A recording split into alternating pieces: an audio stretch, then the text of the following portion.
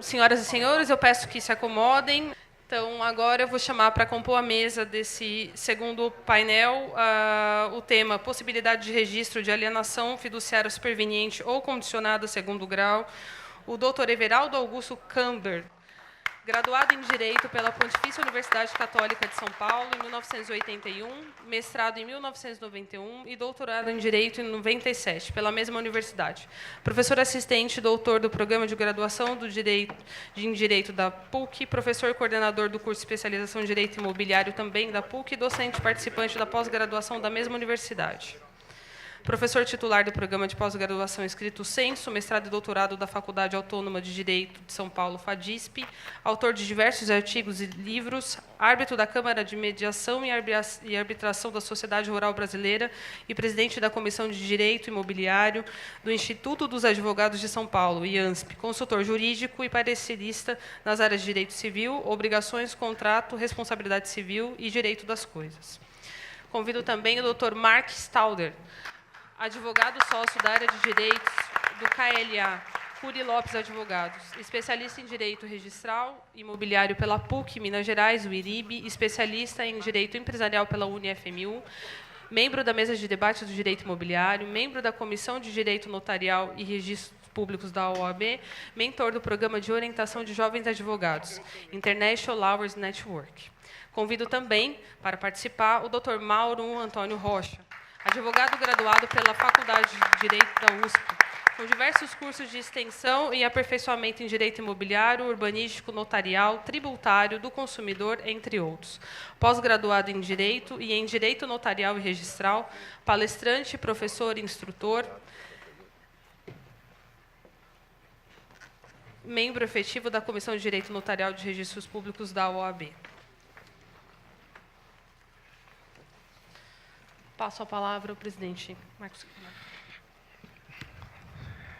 Doutores, vamos lá. Segundo painel. Estamos atrasados 28 minutos. Então, eu vou diminuir 5 minutos para cada um. Desculpa. Doutor Everaldo Kambler. O senhor imagina, doutor Dipp, eu estava comentando com o doutor Everaldo Kambler, que ontem eu fiquei até às 2 da manhã no Hospital da Aeronáutica, que vai estar ocorrendo o acampamento de um grupo escoteiro do ar, que o Joaquim participa. Né? E ontem a criançada linda, né? A criançada daquela zona, doutor Everaldo, e eu assim, escoteiro não anda, escoteiro corre. Aí você vê aquele bando de gente correndo. Né? Alegria, alegria, sinta no meu coração, começou um novo dia, cumpriremos nossa missão. A criançada ficou doida. Né? Possibilidade de registro de alienação fiduciária superveniente ou condicionada a segundo grau. Doutor Everaldo Kambler, muito, muito obrigado pela presença, Dr. Mark Stauder, Dr. Mauro Rocha.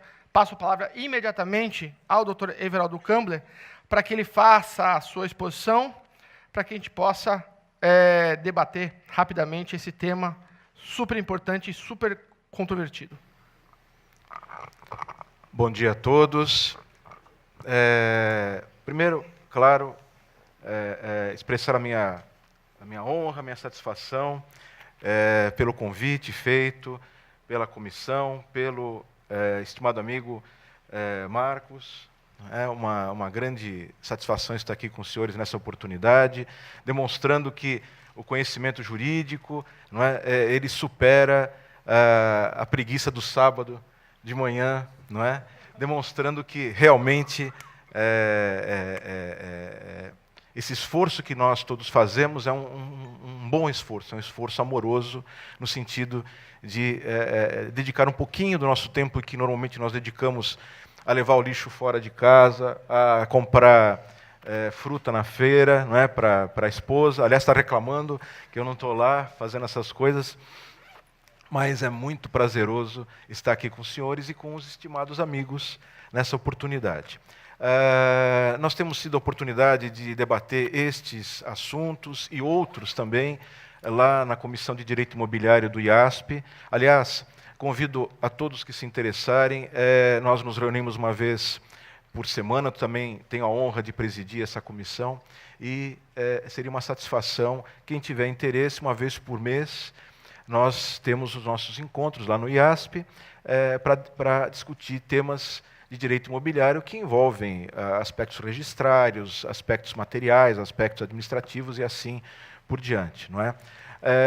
Trago o grande abraço do nosso presidente, José Horácio, não é? Pela iniciativa da comissão, pela iniciativa da Ordem dos Advogados do Brasil, de organizar este extraordinário congresso com todos estes expoentes do direito imobiliário, trazendo as suas ideias, as suas colocações a respeito dos assuntos tão importantes, tão atuais, que foram,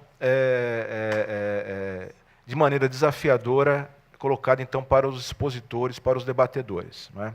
Então, trago aqui o abraço e também o convite.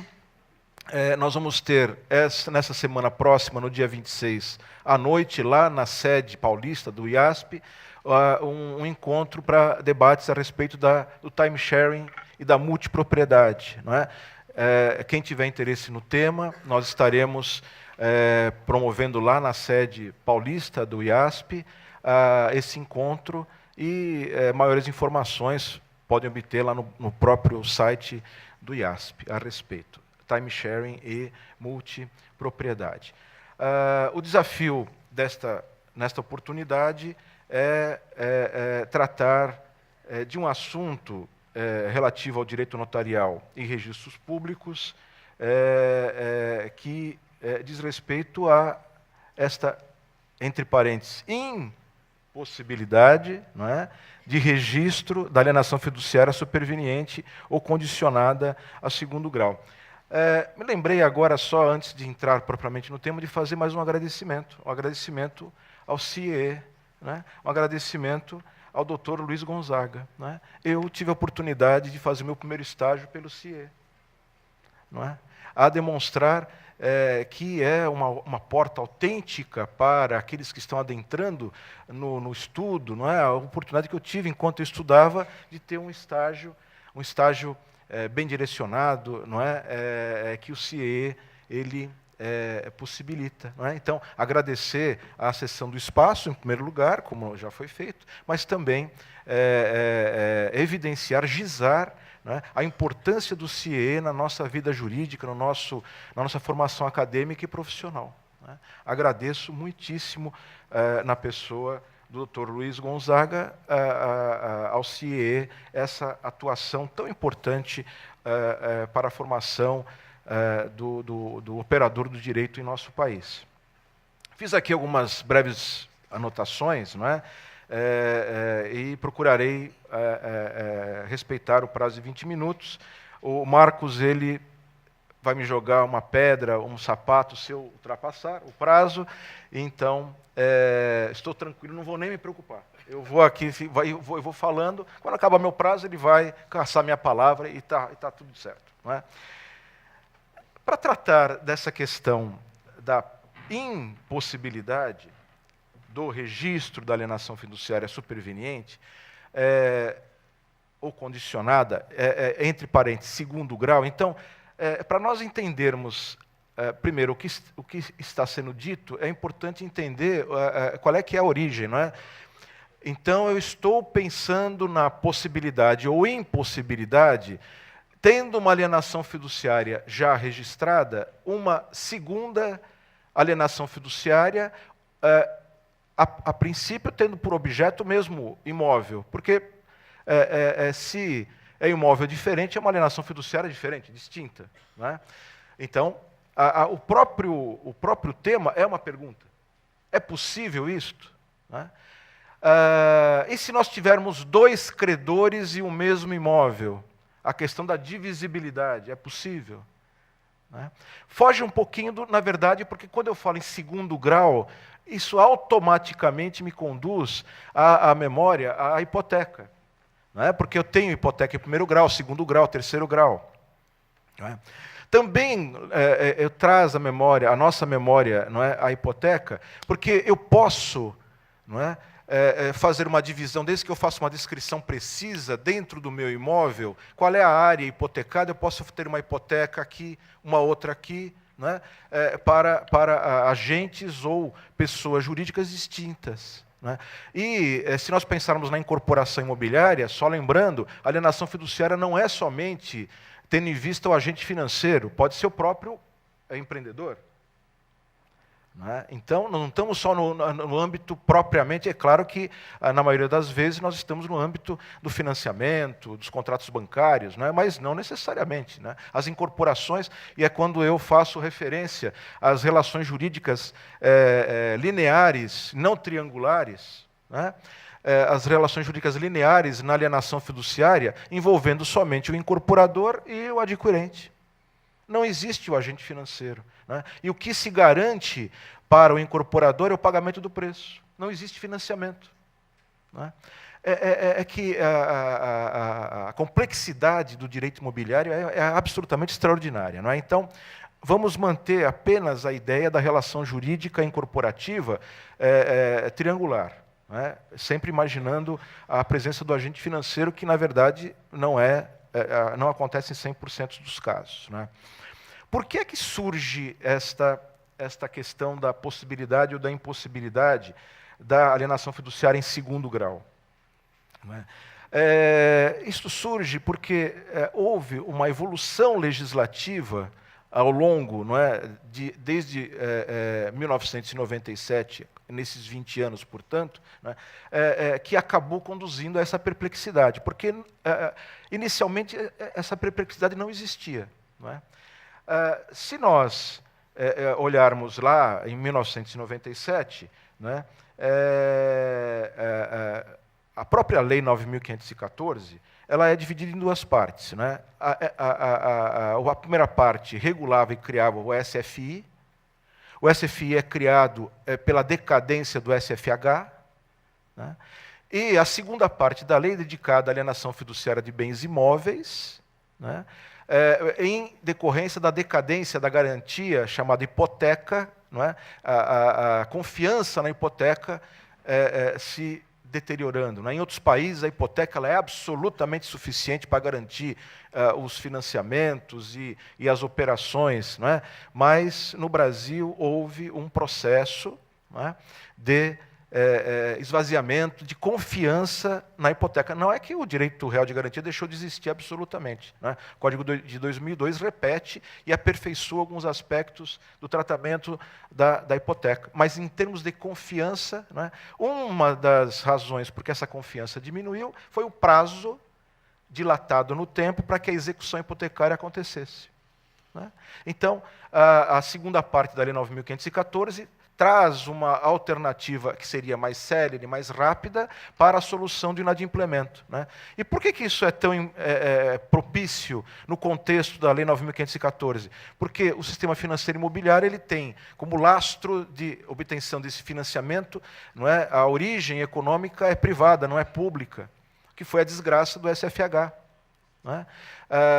Então, como a origem desse numerário é privado, então são papéis que circulariam, né? Os papéis, para ter valor, eles precisam ter confiança nesses papéis.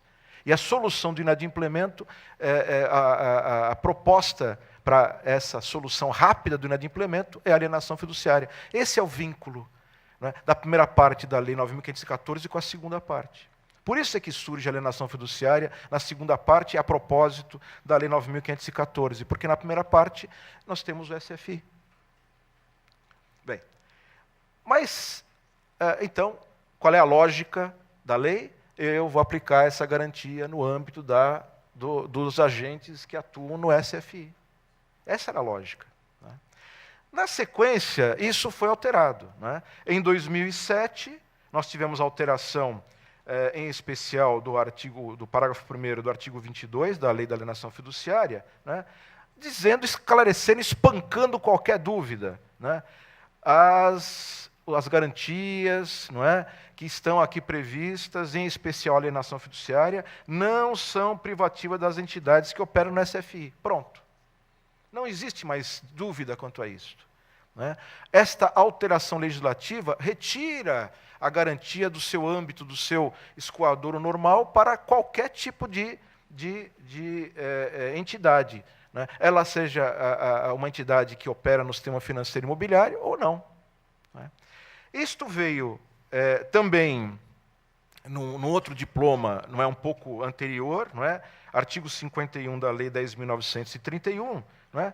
Onde está dito lá que a alienação fiduciária ela pode ser garantia das obrigações em geral, estou lendo aqui o texto literal, não é? Inclusive oferecida por terceiros. Né? Então, a ampliação que nós encontramos na evolução legislativa retira a alienação fiduciária daquele seu escopo inicial, não é? E vai exigir, não é, que nós tenhamos, como operadores do direito, toda uma preocupação da operabilidade da alienação fiduciária nos contratos que nós vamos chamar, não é, vamos dizer assim, contratos empresariais, que são esses contratos que foram mencionados, que têm uma complexidade financeira e que foge absolutamente do âmbito do financiamento do bem que está sendo adquirido. Não é? Bom, puxa, que preocupação, nós somos operadores do direito, temos que ter essa preocupação e temos que dar solução, porque o time econômico, financeiro é para ontem. Então, essa é a nossa preocupação, é o nosso desespero como operadores do direito. Bem, mas também somos cientistas do direito, somos acadêmicos, somos estudiosos. Né? Como é que eu posso enxergar toda essa problemática olhando para o meu sistema jurídico? Isso é muito importante, porque eu tenho acompanhado algumas propostas, algumas digressões técnicas, jurídicas, não é? Que são muito compatíveis com outros sistemas, o sistema francês, o sistema espanhol, o sistema italiano, mas pouco tem a ver com o sistema brasileiro. Né? Então, a par do reconhecimento de onde vem essa ansiedade, não é? Esse nosso preocupação, não é? Com os problemas que os contratos empresariais nos colocam, não é? E, dentre eles, a possibilidade da alienação fiduciária em segundo grau, né? A minha segunda ideia foi falar um pouquinho, bem rapidamente, como é que funciona o sistema brasileiro, não é? A respeito, obviamente, direcionado para o nosso assunto de hoje. Né? A primeira coisa que me ocorreu lembrar, né? Os princípios. Né? Hoje está muito em moda, tudo é princípio. O balizamento de tudo que acontece no direito é por cima de princípio. Né? E eu tenho, sempre que possível, faço alguns reparos ao que se chama hoje do ativismo judiciário, que se baseia muito numa aplicação de princípios, entre aspas. Né? Mas não é esse o nosso tema. Eu estou só mencionando isto, porque, embora nós possamos fazer alguma reserva a uma utilização indevida de princípios de maneira exagerada pelo chamado ativismo judiciário, né? Mas os princípios sempre foram basilares para o direito. Né? Então, por exemplo, nós estamos falando alienação fiduciária. Onde é que está regulada no nosso sistema jurídico a alienação fiduciária? Não é? No âmbito do direito das coisas, dos direitos reais. Quais são os princípios prevalentes? Existem vários, né? Dos direitos reais aplicáveis, nesse nosso caso, a meu entender, em relação ao segundo grau da alienação, a possibilidade ou impossibilidade do segundo grau da alienação fiduciária. São os princípios da taxatividade e da tipicidade. Absolutamente básicos. Quando nós estudamos lá em qualquer das faculdades, seja na FADISP, na PUC, na USP, né, estudamos lá o direito das coisas, a primeira coisa que nós aprendemos lá são os princípios que regem o direito das coisas. Dentre eles, são vários, dentre eles, o da taxatividade e da tipicidade. E que são princípios que nós falamos muitas vezes que fazem parte de uma mesma moeda. Não é? A taxatividade só é direito real, só é direito real de garantia se eu tiver a previsão legal daquela figura real ou daquela garantia real. Se não tiver, não existe